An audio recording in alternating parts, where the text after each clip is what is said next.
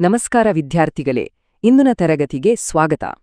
ಇಂದು ನಾವು ಕರ್ನಾಟಕ ಮತ್ತು ಭಾರತದ ಇತಿಹಾಸದಲ್ಲಿ ಒಂದು ಅತ್ಯಂತ ಮಹತ್ವದ, ವೈಭವಯುತವಾದ ಸಾಮ್ರಾಜ್ಯದ ಬಗ್ಗೆ ಕಲಿಯಲಿದ್ದೇವೆ. ಅದುವೇ ರಾಷ್ಟ್ರಕೂಟ ಸಾಮ್ರಾಜ್ಯ. ಸುಮಾರು 200ಕ್ಕೂ ಹೆಚ್ಚು ವರ್ಷಗಳ ಕಾಲ ದಖ್ಖನ್ ಪ್ರಸ್ಥಭೂಮಿಯ ಅಧಿಪತಿಗಳಾಗಿ ಮೆರೆದವರು ಇವರು. ಇವರ ಕಥೆ ಕೇವಲ ಯುದ್ಧ ಮತ್ತು ಸಾಮ್ರಾಜ್ಯ ವಿಸ್ತರಣೆಯದ್ದಲ್ಲ, ಅದನ್ನು ಮೀರಿ ಕಲೆ, ವಾಸ್ತುಶಿಲ್ಪ, ಸಾಹಿತ್ಯ ಮತ್ತು ಆಡಳಿತದಲ್ಲಿ ಅವರು ನೀಡಿದ ಕೊಡುಗೆ ಅಪಾರ. ಒಂದೇ ಬಂಡೆಯನ್ನು ಕೆತ್ತಿ ಇಡೀ ಪರ್ವತವನ್ನೇ ದೇವಸ್ಥಾನವನ್ನಾಗಿ ಪರಿವರ್ತಿಸಿದ ಅವರ ಕಲಾತ್ಮಕತೆ ಇಂದಿಗೂ ಜಗತ್ತನ್ನು ಬೆರಗುಗೊಳಿಸುತ್ತಿದೆ. ಇಂದಿನ ಈ ತರಗತಿಯಲ್ಲಿ ನಾವು ರಾಷ್ಟ್ರಕೂಟರ ಸಂಪೂರ್ಣ ಇತಿಹಾಸವನ್ನು ಹಂತಹಂತವಾಗಿ ಅರ್ಥಮಾಡಿಕೊಳ್ಳಲಿದ್ದೇವೆ. ಸರಿ, ಇಂದಿನ ನಮ್ಮ ಪಾಠದ ವಿಷಯಗಳು ಹೀಗಿವೆ. ಮೊದಲಿಗೆ ರಾಷ್ಟ್ರಕೂಟರ ಉದಯಕ್ಕೆ ಕಾರಣವಾದ ಭೌಗೋಳಿಕ ಮತ್ತು ರಾಜಕೀಯ ಪರಿಸ್ಥಿತಿಗಳನ್ನು ನೋಡೋಣ. ನಂತರ ಅವರ ಮೂಲ ಮತ್ತು ವಂಶಾವಳಿಯ ಬಗ್ಗೆ ತಿಳಿಯೋಣ. ದಂತಿದುರ್ಗನಿಂದ ಹಿಡಿದು 1ನೇ ಅಮೋಘವರ್ಷನವರೆಗಿನ ಪ್ರಮುಖ ಅರಸರ ಸಾಧನೆಗಳನ್ನು ಚರ್ಚಿಸೋಣ. ಆ ನಂತರ ಉತ್ತರ ಭಾರತದ ಅಧಿಪತ್ಯಕ್ಕಾಗಿ ನಡೆದ ತ್ರಿಪಕ್ಷೀಯ ಹೋರಾಟದಲ್ಲಿ ಅವರ ಪಾತ್ರವನ್ನು ಅರಿಯೋಣ. ಅವರ ಆಡಳಿತ, ಸಮಾಜ, ಧರ್ಮ ಮತ್ತು ಆರ್ಥಿಕ ವ್ಯವಸ್ಥೆ ಹೇಗಿತ್ತು ಎಂಬುದನ್ನು ಪರಿಶೀಲಿಸೋಣ. ವಿಶೇಷವಾಗಿ ಎಲ್ಲೋರದ ಕೈಲಾಸನಾಥ ದೇವಾಲಯದಂತಹ ಅದ್ಭುತಗಳ ಮೂಲಕ ಅವರ ಕಲೆ ಮತ್ತು ವಾಸ್ತುಶಿಲ್ಪವನ್ನು ಅರ್ಥಮಾಡಿಕೊಳ್ಳೋಣ. ಕನ್ನಡ ಸಾಹಿತ್ಯಕ್ಕೆ ಅವರ ಕೊಡುಗೆಯನ್ನು ಸ್ಮರಿಸೋಣ. ಕೊನೆಯಲ್ಲಿ ಸಾಮ್ರಾಜ್ಯದ ಪತನಕ್ಕೆ ಕಾರಣಗಳು, ಅವರ ಪರಂಪರೆ ಮತ್ತು ಪರೀಕ್ಷೆಯ ದೃಷ್ಟಿಯಿಂದ ಕೆಲವು ಪ್ರಮುಖ ಅಂಶಗಳನ್ನು ಚರ್ಚಿಸಿ ಪಾಠವನ್ನು ಪುನರಾವರ್ತನೆ ಮಾಡೋಣ. ಯಾವುದೇ ಒಂದು ರಾಜವಂಶದ ಉದಯವನ್ನು ಅರ್ಥಮಾಡಿಕೊಳ್ಳಬೇಕಾದ್ರೆ ಅದಕ್ಕೂ ಮುಂಚಿನ ಪರಿಸ್ಥಿತಿ ಹೇಗಿತ್ತು ಎಂದು ತಿಳಿಯೋದು ಬಹಳ ಮುಖ್ಯ. ರಾಷ್ಟ್ರಕೂಟರು ಅಧಿಕಾರಕ್ಕೆ ಬರುವ ಮುನ್ನ, ಅಂದರೆ ಸುಮಾರು 8ನೇ ಶತಮಾನದ ಮಧ್ಯಭಾಗದಲ್ಲಿ, ದಖ್ಖನ್ ಪ್ರಸ್ಥಭೂಮಿಯನ್ನು ಬಾದಾಮಿಯ ಚಾಲುಕ್ಯರು ಆಳುತ್ತಿದ್ರು. ಅವರು ಬಹಳ ಪ್ರಬಲರಾಗಿದ್ರು. ಆದರೆ ಕಾಲಕ್ರಮೇಣ ದಕ್ಷಿಣದಲ್ಲಿ ಪಲ್ಲವರೊಂದಿಗೆ ಮತ್ತು ಉತ್ತರದಲ್ಲಿ ಅರಬ್ಬರ ದಾಳಿಯಂತಹ ಬಾಹ್ಯ ಒತ್ತಡಗಳಿಂದ ಚಾಲುಕ್ಯರ ಶಕ್ತಿ ಕುಂದಲಾರಂಭಿಸಿತ್ತು. ರಾಜಕೀಯವಾಗಿ ಒಂದು ರೀತಿಯ ಅಸ್ಥಿರತೆ ನಿರ್ಮಾಣವಾಗಿತ್ತು. ಇಂತಹ ಒಂದು ಸಂಧಿಕ್ಷಣದಲ್ಲಿಯೇ ಚಾಲುಕ್ಯರ ಸಾಮಂತರಾಗಿದ್ದ ರಾಷ್ಟ್ರಕೂಟರು ತಮ್ಮ ಅವಕಾಶಕ್ಕಾಗಿ ಕಾಯುತ್ತಿದ್ರು. ಈ ನಕ್ಷೆಯನ್ನು ಗಮನವಿಟ್ಟು ನೋಡಿ. ರಾಷ್ಟ್ರಕೂಟರು ಆಳಿದ ಪ್ರದೇಶ ಎಷ್ಟು ವಿಸ್ತಾರವಾಗಿತ್ತು ಎಂಬುದು ನಿಮಗೆ ತಿಳಿಯುತ್ತದೆ. ಇಂದಿನ ಸಂಪೂರ್ಣ ಕರ್ನಾಟಕ, ಮಹಾರಾಷ್ಟ್ರ, ಆಂಧ್ರಪ್ರದೇಶ ಮತ್ತು ತೆಲಂಗಾಣದ ಬಹುತೇಕ ಭಾಗಗಳು, ಮಧ್ಯಪ್ರದೇಶ ಮತ್ತು ಗುಜರಾತಿನ ಕೆಲವು ಭಾಗಗಳು ಅವರ ಆಳ್ವಿಕೆಗೆ ಒಳಪಟ್ಟಿದ್ದವು. ಅವರ ರಾಜಧಾನಿ ಮಾನ್ಯಖೇಟ, ಅಂದರೆ ಇಂದಿನ ಕಲಬುರಗಿ ಜಿಲ್ಲೆಯಲ್ಲಿರುವ ಮಾಳಖೇಡ. ಅವರ ಸಾಮ್ರಾಜ್ಯವು ಉತ್ತರದಲ್ಲಿ ನರ್ಮದಾ ನದಿಯಿಂದ ದಕ್ಷಿಣದಲ್ಲಿ ಕಾವೇರಿ ನದಿಯವರೆಗೆ ಹಬ್ಬಿತ್ತು. ಹೀಗೆ ಉತ್ತರ ಮತ್ತು ದಕ್ಷಿಣ ಭಾರತದ ನಡುವೆ ಒಂದು ಬೃಹತ್ ಸೇತುವೆಯಂತೆ ಇದ್ದುದರಿಂದ ಎರಡೂ ಪ್ರದೇಶಗಳ ರಾಜಕೀಯ ಮತ್ತು ಸಾಂಸ್ಕೃತಿಕ ಬೆಳವಣಿಗೆಗಳ ಮೇಲೆ ಅವರು ಅಪಾರ ಪ್ರಭಾವ ಬೀರಿದರು. ಈಗ ರಾಷ್ಟ್ರಕೂಟರ ಮೂಲದ ಬಗ್ಗೆ ಚರ್ಚಿಸೋಣ. ರಾಷ್ಟ್ರಕೂಟ ಎಂಬ ಹೆಸರೇ ಅವರ ಹಿನ್ನೆಲೆಯ ಬಗ್ಗೆ ನಮಗೆ ಮಾಹಿತಿ ನೀಡುತ್ತದೆ. ರಾಷ್ಟ್ರ ಎಂದರೆ ಒಂದು ಪ್ರಾಂತ್ಯ ಅಥವಾ ಪ್ರದೇಶ. ಕೂಟ ಎಂದರೆ ಮುಖ್ಯಸ್ಥ ಅಥವಾ ಅಧಿಕಾರಿ, ಅಂದ್ರೆ ಅವರು ಒಂದು ಪ್ರಾಂತ್ಯದ ಆಡಳಿತಗಾರರಾಗಿದ್ರು. ಇತಿಹಾಸಕಾರರ ಪ್ರಕಾರ ಇವರು ಮೂಲತಃ ಕನ್ನಡದ ಜನರು. ಅವರ ಶಾಸನಗಳಲ್ಲಿ, ಸಾಹಿತ್ಯದಲ್ಲಿ ಕನ್ನಡ ಭಾಷೆಯ ಬಳಕೆಯೇ ಇದಕ್ಕೆ ಸಾಕ್ಷಿ. ಅವರು ಮೊದಲಿಗೆ ಬಾದಾಮಿ ಚಾಲುಕ್ಯರ ಅಡಿಯಲ್ಲಿ ಬೇರೆ ಬೇರೆ ಪ್ರಾಂತ್ಯಗಳಲ್ಲಿ ರಾಷ್ಟ್ರಪತಿ ಅಥವಾ ವಿಷಯಪತಿಗಳಾಗಿ, ಅಂದ್ರೆ ರಾಜ್ಯಪಾಲರಾಗಿ ಸೇವೆ ಸಲ್ಲಿಸ್ತಿದ್ರು. ಹೀಗೆ ಆಡಳಿತದಲ್ಲಿ ಅನುಭವ ಪಡೆದು ಹಂತಹಂತವಾಗಿ ತಮ್ಮ ಶಕ್ತಿಯನ್ನು ಹೆಚ್ಚಿಸಿಕೊಂಡ್ರು. ಹಾಗಾದ್ರೆ ಅವರು ಅಧಿಕಾರಕ್ಕೆ ಬಂದ ದಾರಿ ಹೇಗಿತ್ತು? ಮೊದಲನೆಯದಾಗಿ, ಅವರು ಚಾಲುಕ್ಯರ ಸಾಮಂತರಾಗಿ ನಿಷ್ಠೆಯಿಂದ ಸೇವೆ ಸಲ್ಲಿಸ್ತಾ ಅವರ ಆಡಳಿತ ಮತ್ತು ಸೈನಿಕ ತಂತ್ರಗಳನ್ನು ಚೆನ್ನಾಗಿ ಅರಿತುಕೊಂಡಿದ್ರು. ಎರಡನೆಯದಾಗಿ, ಚಾಲುಕ್ಯರ ಕೊನೆಯ ಅರಸನಾದ 2ನೇ ಕೀರ್ತಿವರ್ಮನ ಕಾಲದಲ್ಲಿ ಸಾಮ್ರಾಜ್ಯವು ದುರ್ಬಲಗೊಂಡಿತು. ಇದೇ ಸರಿಯಾದ ಸಮಯ ಎಂದು ಭಾವಿಸಿದ ದಂತಿದುರ್ಗನೆಂಬ ಮಹತ್ವಾಕಾಂಕ್ಷಿ ಸಾಮಂತನು ತನ್ನದೇ ಆದ ಸೈನ್ಯವನ್ನು ಸಂಘಟಿಸಿ ತನ್ನ ಒಡೆಯನ ವಿರುದ್ಧವೇ ದಂಗೆ ಎದ್ದನು. ಈ ರಾಜಕೀಯ ನಡೆ ರಾಷ್ಟ್ರಕೂಟರ ಸ್ವತಂತ್ರ ಆಳ್ವಿಕೆಗೆ ನಾಂದಿ ಹಾಡಿತು. ಕ್ರಿಸ್ತಶಕ 753. ಇದು ಭಾರತದ ಇತಿಹಾಸದಲ್ಲಿ ಒಂದು ನಿರ್ಣಾಯಕ ವರ್ಷ. ಇದೇ ವರ್ಷದಲ್ಲಿ ದಂತಿದುರ್ಗನು ತನ್ನ ಪ್ರಭುವಾಗಿದ್ದ ಚಾಲುಕ್ಯ ದೊರೆ 2ನೇ ಕೀರ್ತಿವರ್ಮನನ್ನು ಸೋಲಿಸಿ ದಖ್ಖನ್ ಪ್ರಸ್ಥಭೂಮಿಯಲ್ಲಿ ಚಾಲುಕ್ಯರ ಆಳ್ವಿಕೆಯನ್ನು ಕೊನೆಗೊಳಿಸಿದನು. ಅವನು ಕೇವಲ ರಾಜನನ್ನು ಬದಲಿಸಿಲ್ಲ, ಬದಲಿಗೆ ಒಂದು ಹೊಸ ಸಾಮ್ರಾಜ್ಯಕ್ಕೆ ಅಡಿಪಾಯ ಹಾಕಿದನು.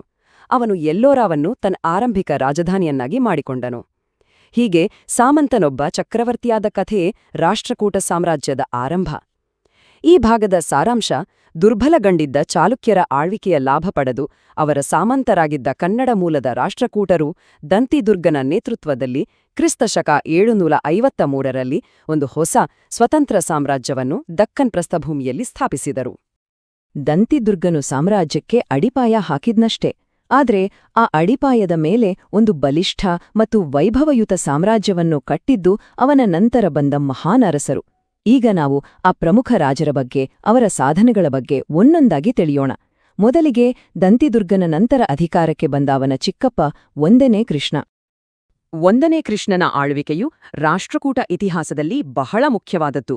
ಅವನು ಕೇವಲ ದಂತಿದುರ್ಗನು ಗೆದ್ದ ಪ್ರದೇಶಗಳನ್ನು ಉಳಿಸಿಕೊಳ್ಳಲಿಲ್ಲ, ಬದಲಿಗೆ ಸಾಮ್ರಾಜ್ಯವನ್ನು ಮತ್ತಷ್ಟು ವಿಸ್ತರಿಸಿದನು. ಅವನು ಗಂಗರು ಮತ್ತು ವೆಂಗಿಯ ಚಾಲುಕ್ಯರನ್ನು ಸೋಲಿಸಿ ತನ್ನ ಸಾಮ್ರಾಜ್ಯದ ಗಡಿಗಳನ್ನು ಗಟ್ಟಿಗೊಳಿಸಿದನು. ಅವನ ಸೈನಿಕ ಸಾಧನೆಗಳಿಗಿಂತಲೂ ಹೆಚ್ಚಾಗಿ ಅವನು ಇತಿಹಾಸದಲ್ಲಿ ಅಜರಾಮರವಾಗಿ ಉಳಿದಿರುವುದು ಅವನ ಕಲಾಪ್ರೇಮದಿಂದ. ಜಗತ್ತಿನ ಅದ್ಭುತಗಳಲ್ಲಿ ಒಂದೆಂದು ಪರಿಗಣಿಸಲ್ಪಟ್ಟಿರುವ ಎಲ್ಲೂರಾದ ಕೈಲಾಸನಾಥ ದೇವಾಲಯವನ್ನು ಬಂಡೆಯಲ್ಲಿ ಕೆತ್ತಿಸಿದ ಕೀರ್ತಿ 1ನೇ ಕೃಷ್ಣನಿಗೆ ಸಲ್ಲುತ್ತದೆ. ಈ ಭಾಗದ ಸಾರಾಂಶ: 1ನೇ ಕೃಷ್ಣನು ಸಾಮ್ರಾಜ್ಯವನ್ನು ಬಲಿಷ್ಠಗೊಳಿಸಿದನು ಮತ್ತು ಎಲ್ಲೂರಾದಲ್ಲಿ ಅದ್ಭುತವಾದ ಕೈಲಾಸ ದೇವಾಲಯವನ್ನು ನಿರ್ಮಿಸುವ ಮೂಲಕ ರಾಷ್ಟ್ರಕೂಟರ ಕೀರ್ತಿಯನ್ನು ಹೆಚ್ಚಿಸಿದನು. ರಾಷ್ಟ್ರಕೂಟರ ಇತಿಹಾಸದಲ್ಲಿ ಇಬ್ಬರು ಅರಸರ ಹೆಸರುಗಳನ್ನು ನಾವೆಂದಿಗೂ ಮರೆಯುವಂತಿಲ್ಲ. ಒಬ್ಬ 3ನೇ ಗೋವಿಂದ, ಇನ್ನೊಬ್ಬ 1ನೇ ಅಮೋಘವರ್ಷ ನೃಪತುಂಗ. 3ನೇ ಗೋವಿಂದನು ರಾಷ್ಟ್ರಕೂಟರಲ್ಲಿ ಅತ್ಯಂತ ಶ್ರೇಷ್ಠ ದಂಡನಾಯಕ. ಅವನ ಕಾಲದಲ್ಲಿ ರಾಷ್ಟ್ರಕೂಟ ಸೈನ್ಯವು ಹಿಮಾಲಯದಿಂದ ಕನ್ಯಾಕುಮಾರಿಯವರೆಗೆ ವಿಜಯಯಾತ್ರೆ ನಡೆಸಿತು.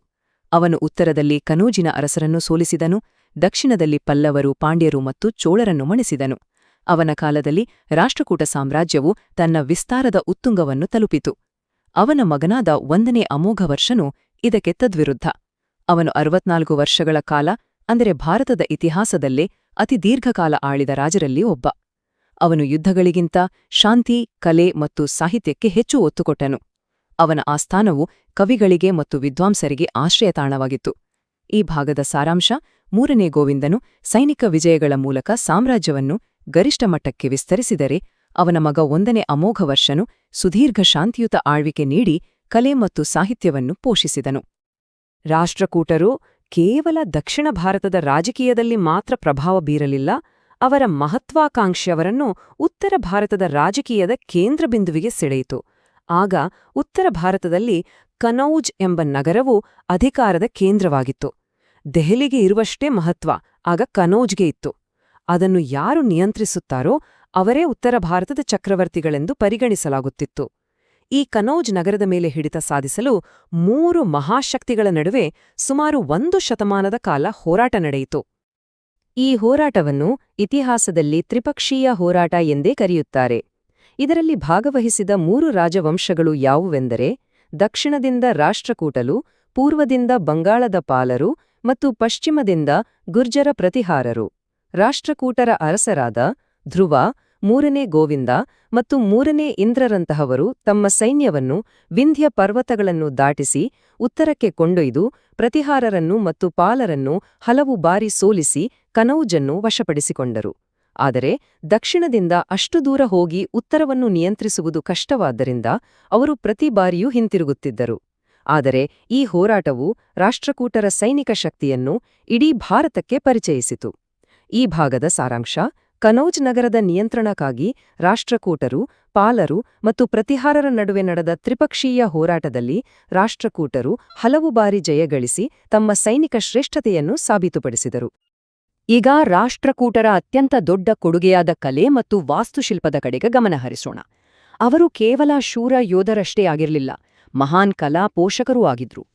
ಅವರ ಕಾಲದಲ್ಲಿ ನಿರ್ಮಾಣವಾದ ಎಲ್ಲೋರಾ ಮತ್ತು ಎಲಿಫೆಂಟಾ ಗುಹಾಂತರ ದೇವಾಲಯಗಳು ಇಂದಿಗೂ ವಿಶ್ವದಾದ್ಯಂತ ಜನರನ್ನು ಆಕರ್ಷಿಸುತ್ತಿವೆ.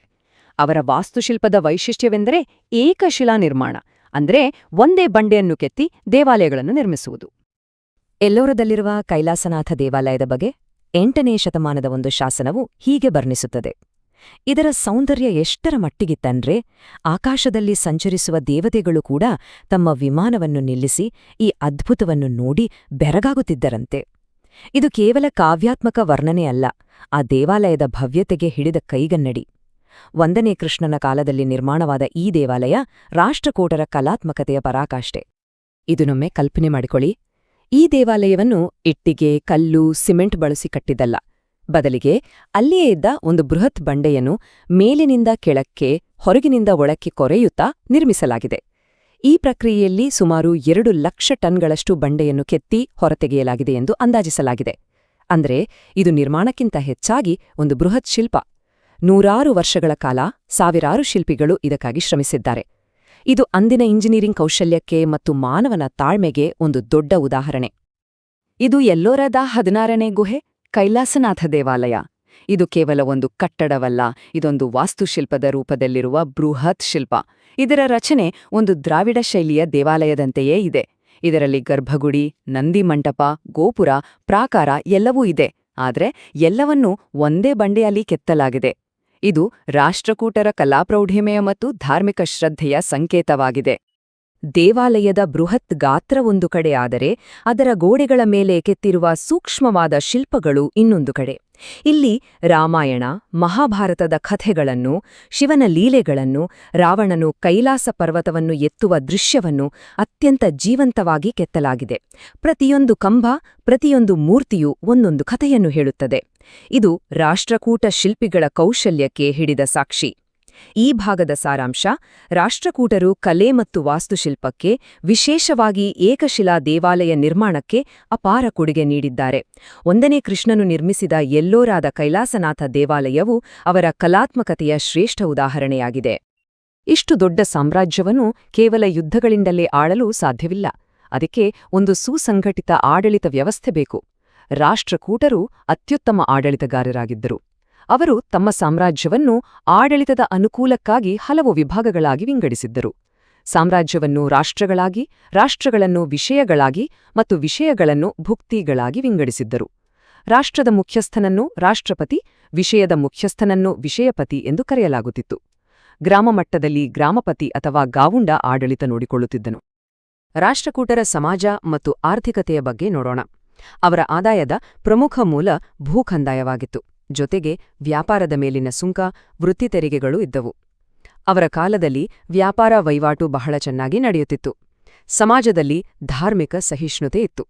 ರಾಷ್ಟ್ರಕೂಟ ಅರಸರು ವೈಯಕ್ತಿಕವಾಗಿ ಶೈವ ಅಥವಾ ವೈಷ್ಣವ ಧರ್ಮದವರಾಗಿದ್ರೂ ಅವರು ಜೈನ ಮತ್ತು ಬೌದ್ಧ ಧರ್ಮಗಳಿಗೂ ಸಮಾನ ಪ್ರೋತ್ಸಾಹ ನೀಡುತ್ತಿದ್ರು. ಅಮೋಘವರ್ಷನಂತಹ ರಾಜನು ಜೈನ ಧರ್ಮದ ಬಗ್ಗೆ ವಿಶೇಷ ಒಲವು ಹೊಂದಿದ್ದನು. ಸಮಾಜದಲ್ಲಿ ಮಹಿಳೆಯರಿಗೆ ಗೌರವಾನ್ವಿತ ಸ್ಥಾನವಿತ್ತು.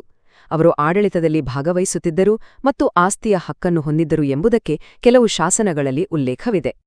ರಾಷ್ಟ್ರಕೂಟರ ಕಾಲವು ಕನ್ನಡ ಸಾಹಿತ್ಯದ ಸುವರ್ಣಯುಗವೆಂದೇ ಹೇಳಬಹುದು. ಅವರ ಆಡಳಿತ ಭಾಷೆ ಕನ್ನಡ ಮತ್ತು ಸಂಸ್ಕೃತ ಎರಡೂ ಆಗಿತ್ತು. ಇದೇ ಕಾಲದಲ್ಲಿ ಕನ್ನಡ ಸಾಹಿತ್ಯವು ಒಂದು ನಿರ್ದಿಷ್ಟ ರೂಪವನ್ನು ಪಡೆಯಿತು. ಸ್ವತಃ ರಾಜನಾದ 1ನೇ ಅಮೋಘವರ್ಷ ನೃಪತುಂಗನು ಕವಿರಾಜಮಾರ್ಗ ಎಂಬ ಕನ್ನಡದ ಮೊದಲ ಲಕ್ಷಣ ಗ್ರಂಥವನ್ನು ರಚಿಸಿದನು. ಇದು ಕಾವ್ಯವನ್ನು ಹೇಗೆ ರಚಿಸಬೇಕು ಎಂಬುದನ್ನು ಹೇಳುವನು ಕೈಪಿಡಿಯಾಗಿತ್ತು. ಆದಿಕವಿ ಪಂಪನಿಗೆ ಆಶ್ರಯ ನೀಡಿದ ಅರಿಕೇಸರಿಯು ರಾಷ್ಟ್ರಕೂಟರ ಸಾಮಂತನಾಗಿದ್ದನು. ಹೀಗೆ ಅವರು ಕನ್ನಡ ಭಾಷೆ ಮತ್ತು ಸಾಹಿತ್ಯದ ಬೆಳವಣಿಗೆಗೆ ಒಂದು ಭದ್ರವಾದ ಅಡಿಪಾಯವನ್ನು ಹಾಕಿದರು. ಈ ಭಾಗದ ಸಾರಾಂಶ: ರಾಷ್ಟ್ರಕೂಟರು ಸುಸಂಘಟಿತ ಆಡಳಿತ, ಧಾರ್ಮಿಕ ಸಹಿಷ್ಣುತೆ ಮತ್ತು ಕನ್ನಡ ಸಾಹಿತ್ಯಕ್ಕೆ ವಿಶೇಷ ಪ್ರೋತ್ಸಾಹ ನೀಡುವ ಮೂಲಕ ಒಂದು ಸಮರ್ಥ ಮತ್ತು ಸಾಂಸ್ಕೃತಿಕವಾಗಿ ಶ್ರೀಮಂತ ಸಾಮ್ರಾಜ್ಯವನ್ನು ಕಟ್ಟಿದರು. ಇತಿಹಾಸದಲ್ಲಿ ಯಾವುದೇ ಸಾಮ್ರಾಜ್ಯ ಶಾಶ್ವತವಲ್ಲ. ಉತ್ತುಂಗಕ್ಕೇರಿದ ಪ್ರತಿಯೊಂದು ಸಾಮ್ರಾಜ್ಯವೂ ಒಂದು ದಿನ ಪತನವನ್ನು ಕಾಣಲೇಬೇಕು. ರಾಷ್ಟ್ರಕೂಟರ ವೈಭವಯುತ ಆಳ್ವಿಕೆಯೂ ಸಹ 10ನೇ ಶತಮಾನದ ಕೊನೆಯಲ್ಲಿ ಅಂತ್ಯಗೊಂಡಿತು. ಅವರ ಪತನಕ್ಕೆ ಒಂದೇ ಒಂದು ಕಾರಣವಿಲ್ಲ, ಹಲವಾರು ಕಾರಣಗಳು ಒಟ್ಟಾಗಿ ಸೇರಿ ಅವರ ಸಾಮ್ರಾಜ್ಯವನ್ನು ದುರ್ಬಲಗೊಳಿಸಿದವು. ಅವರ ಪತನಕ್ಕೆ ಮುಖ್ಯ ಕಾರಣಗಳೆಂದರೆ: ಮೊದಲನೆಯದಾಗಿ ನಿರಂತರ ಯುದ್ಧಗಳು. ತ್ರಿಪಕ್ಷೀಯ ಹೋರಾಟ ಮತ್ತು ದಕ್ಷಿಣದ ರಾಜ್ಯಗಳೊಂದಿಗಿನ ಸತತ ಸಂಘರ್ಷಗಳಿಂದಾಗಿ ಸಾಮ್ರಾಜ್ಯದ ಸಂಪನ್ಮೂಲಗಳು ಬರಿದಾದವು. ಎರಡನೆಯದಾಗಿ ಸಮರ್ಥ ಉತ್ತರಾಧಿಕಾರಿಗಳ ಕೊರತೆ. ಕೊನೆಯ ಅರಸರು ದುರ್ಬಲರಾಗಿದ್ದರು. ಇದರಿಂದಾಗಿ ಸಾಮಂತರಾಜರುಗಳು ಸ್ವತಂತ್ರರಾಗಲು ಪ್ರಯತ್ನಿಸಿದರು. ಮೂರನೆಯದಾಗಿ ಹೊಸ ಶಕ್ತಿಗಳ ಉದಯ. ದಕ್ಷಿಣದಲ್ಲಿ ಚೋಳರು ಪ್ರಬಲರಾಗುತ್ತಿದ್ದರು. ಅದೇ ಸಮಯದಲ್ಲಿ ರಾಷ್ಟ್ರಕೂಟರು ಯಾರನ್ನು ಸೋಲಿಸಿ ಅಧಿಕಾರಕ್ಕೆ ಬಂದಿದ್ದರೋ ಅದೇ ಚಾಲುಕ್ಯರ ವಂಶದ 2ನೇ ತೈಲಪನು ಕಲ್ಯಾಣಿಯಲ್ಲಿ ಒಂದು ಹೊಸ ಚಾಲುಕ್ಯ ಸಾಮ್ರಾಜ್ಯವನ್ನು ಕಟ್ಟಿದನು. ಅವನು ರಾಷ್ಟ್ರಕೂಟರ ಕೊನೆಯ ಅರಸನಾದ 2ನೇ ಕರ್ಕನನ್ನು ಕ್ರಿಸ್ತಶಕ 973ರಲ್ಲಿ ಸೋಲಿಸಿ ರಾಷ್ಟ್ರಕೂಟರ ಆಳ್ವಿಕೆಯನ್ನು ಕೊನೆಗೊಳಿಸಿದನು. ಈ ಭಾಗದ ಸಾರಾಂಶ: ನಿರಂತರ ಯುದ್ಧಗಳು, ದುರ್ಬಲ ಉತ್ತರಾಧಿಕಾರಿಗಳು ಮತ್ತು ಕಲ್ಯಾಣಿ ಚಾಲುಕ್ಯರಂತಹ ಹೊಸ ಶಕ್ತಿಗಳ ಉದಯದಿಂದಾಗಿ ರಾಷ್ಟ್ರಕೂಟ ಸಾಮ್ರಾಜ್ಯವು 10ನೇ ಶತಮಾನದ ಕೊನೆಯಲ್ಲಿ ಪತನಗೊಂಡಿತು. ರಾಷ್ಟ್ರಕೂಟರ ಸಾಮ್ರಾಜ್ಯ ಪತನಗೊಂಡರೂ ಅವರ ಪರಂಪರೆ ಇಂದಿಗೂ ಜೀವಂತವಾಗಿದೆ. ಅವರ ಅತ್ಯಂತ ದೊಡ್ಡ ಕೊಡುಗೆ ಎಂದರೆ ಎಲ್ಲೋರಾದ ಕೈಲಾಸನಾಥ ದೇವಾಲಯ. ಇದು ಇಂದು ಯುನೆಸ್ಕೋ ವಿಶ್ವ ಪರಂಪರೆಯ ತಾಣವಾಗಿದೆ. ಕನ್ನಡ ಸಾಹಿತ್ಯಕ್ಕೆ ಕವಿರಾಜ ಮಾರ್ಗದಂತಹ ಕೃತಿಗಳ ಮೂಲಕ ಅವರು ಹಾಕಿಕೊಟ್ಟ ಅಡಿಪಾಯದ ಮೇಲೆ ಮುಂದೆ ಕನ್ನಡ ಸಾಹಿತ್ಯದ ಸೌಧ ನಿರ್ಮಾಣವಾಯಿತು. ಅವರ ಆಡಳಿತ ಪದ್ಧತಿಯನ್ನು ನಂತರ ಬಂದ ಕಲ್ಯಾಣಿ ಚಾಲುಕ್ಯರು ಮತ್ತು ಹೊಯ್ಸಳರು ಅನುಸರಿಸಿದರು. ಅರಬ್ ಪ್ರವಾಸಿಗ ಸುಲೈಮಾನ್ನಂತವರು ರಾಷ್ಟ್ರಕೂಟರನ್ನು ಅಂದಿನ ವಿಶ್ವದ 4 ಮಹಾನ್ ಸಾಮ್ರಾಜ್ಯಗಳಲ್ಲಿ ಒಂದು ಎಂದು ಬಣ್ಣಿಸಿದ್ದಾರೆ. ಇದು ಅವರ ಕೀರ್ತಿಗೆ ಸಾಕ್ಷಿ. ಅವರ ಇತಿಹಾಸವನ್ನು ತಿಳಿಯಲು ನಮಗೆ ಸಂಜಾನ್, ಕನ್ಹೇರಿ ಮುಂತಾದ ಕಡೆಗಳಲ್ಲಿ ಸಿಕ್ಕಿರುವ ಶಾಸನಗಳು ಮತ್ತು ಪುರಾತತ್ವ ಅವಶೇಷಗಳು ಸಹಾಯ ಮಾಡುತ್ತವೆ. ಈ ಭಾಗದ ಸಾರಾಂಶ: ರಾಷ್ಟ್ರಕೂಟರು ಕಲೆ, ವಾಸ್ತುಶಿಲ್ಪ, ಕನ್ನಡ ಸಾಹಿತ್ಯ ಮತ್ತು ಆಡಳಿತ ಕ್ಷೇತ್ರಗಳಲ್ಲಿ ಅಳಿಸಲಾಗದ ಪರಂಪರೆಯನ್ನು ಬಿಟ್ಟು ಹೋಗಿದ್ದಾರೆ. ಅದು ಇಂದಿಗೂ ನಮ್ಮ ಸಂಸ್ಕೃತಿಯ ಭಾಗವಾಗಿದೆ. ಸರಿ ವಿದ್ಯಾರ್ಥಿಗಳೇ, ಈಗ ಪರೀಕ್ಷೆಯ ದೃಷ್ಟಿಯಿಂದ ಕೆಲವು ಪ್ರಮುಖ ಅಂಶಗಳನ್ನು ನೋಡೋಣ. ಬಹು ಆಯ್ಕೆ ಪ್ರಶ್ನೆಗಳಲ್ಲಿ ರಾಷ್ಟ್ರಕೂಟರ ಸ್ಥಾಪಕ ಯಾರು? ದಂತಿದುರ್ಗ. ಅವರ ರಾಜಧಾನಿ ಯಾವುದು? ಮಾನ್ಯಖೇಟ. ಕೈಲಾಸ ದೇವಾಲಯವನ್ನು ಯಾರು ನಿರ್ಮಿಸಿದರು? 1ನೇ ಕೃಷ್ಣ. ಕವಿರಾಜಮಾರ್ಗದ ಕರ್ತೃ ಯಾರು? 1ನೇ ಅಮೋಘವರ್ಷ. ಇಂತಹ ಪ್ರಶ್ನೆಗಳು ಬರಬಹುದು. ಪ್ರಬಂಧ ಮಾದರಿಯ ಪ್ರಶ್ನೆಗಳಲ್ಲಿ ರಾಷ್ಟ್ರಕೂಟರ ಸಾಂಸ್ಕೃತಿಕ ಕೊಡುಗೆಗಳನ್ನು ವಿವರಿಸಿ ಅಥವಾ ತ್ರಿಪಕ್ಷೀಯ ಹೋರಾಟದಲ್ಲಿ ರಾಷ್ಟ್ರಕೂಟರ ಪಾತ್ರವನ್ನು ಚರ್ಚಿಸಿ ಎಂಬಂತಹ ಪ್ರಶ್ನೆಗಳನ್ನು ನಿರೀಕ್ಷಿಸಬಹುದು. ಅದಕ್ಕೆ ನೀವು ಅವರ ಕಲೆ, ವಾಸ್ತುಶಿಲ್ಪ, ಸಾಹಿತ್ಯ ಮತ್ತು ಧಾರ್ಮಿಕ ನೀತಿಗಳ ಬಗ್ಗೆ ವಿವರವಾಗಿ ಬರೆಯಬೇಕಾಗ್ತದೆ. ಈಗ ಇಡೀ ಪಾಠದ ಅಂತಿಮ ಪುನರಾವರ್ತನೆ ಮಾಡೋಣ. ಚಾಲುಕ್ಯರ ಸಾಮಂತರಾಗಿದ್ದ ರಾಷ್ಟ್ರಕೂಟರು ದಂತಿದುರ್ಗನ ನೇತೃತ್ವದಲ್ಲಿ ಸ್ವತಂತ್ರ ಸಾಮ್ರಾಜ್ಯ ಸ್ಥಾಪಿಸಿದರು. 1ನೇ ಕೃಷ್ಣ, 3ನೇ ಗೋವಿಂದ, ಅಮೋಘವರ್ಷರಂತಹ ಮಹಾನ್ ಅರಸರು ಸಾಮ್ರಾಜ್ಯವನ್ನು ವಿಸ್ತರಿಸಿ ಆಡಳಿತವನ್ನು ಸುಭದ್ರಗೊಳಿಸಿದರು. ಅವರು ತ್ರಿಪಕ್ಷೀಯ ಹೋರಾಟದಲ್ಲಿ ಭಾಗವಹಿಸಿ ಉತ್ತರ ಭಾರತದಲ್ಲಿ ತಮ್ಮ ಪ್ರಭಾವ ಬೀರಿದರು. ಎಲ್ಲೋರಾದ ಕೈಲಾಸ ದೇವಾಲಯದಂತಹ ಅದ್ಭುತಗಳನ್ನು ನಿರ್ಮಿಸಿ ಕಲೆಗೆ ಅಪಾರ ಕೊಡುಗೆ ನೀಡಿದರು. ಕನ್ನಡ ಸಾಹಿತ್ಯವನ್ನು ಪೋಷಿಸಿದರು. ಕೊನೆಗೆ ಆಂತರಿಕ ಕಲಹಗಳು ಮತ್ತು ಬಾಹ್ಯ ಶತ್ರುಗಳಿಂದಾಗಿ ಅವರ ಸಾಮ್ರಾಜ್ಯ ಪತನಗೊಂಡರೂ ಅವರ ಪರಂಪರೆ ಶಾಶ್ವತವಾಗಿ ಉಳಿದಿದೆ. ಕೊನೆಯದಾಗಿ ಈ ಒಂದು ಪ್ರಶ್ನೆಯ ಬಗ್ಗೆ ಯೋಚಿಸಿ. ರಾಷ್ಟ್ರಕೂಟರು ಉತ್ತರ ಮತ್ತು ದಕ್ಷಿಣ ಭಾರತದ ನಡುವೆ ಒಂದು ಸಾಂಸ್ಕೃತಿಕ ಮತ್ತು ರಾಜಕೀಯ ಸೇತುವೆಯಂತೆ ಕಾರ್ಯನಿರ್ವಹಿಸಿದರು. ಒಂದು ವೇಳೆ ಈ ಸೇತುವೆ ಇರದೇ ಹೋಗಿದ್ದರೆ ಭಾರತದ ಇತಿಹಾಸದ ಹಾದಿ ಇಂದಿಗಿಂತ ಹೇಗೆ ಭಿನ್ನವಾಗಿರುತ್ತಿತ್ತು? ಧನ್ಯವಾದಗಳು.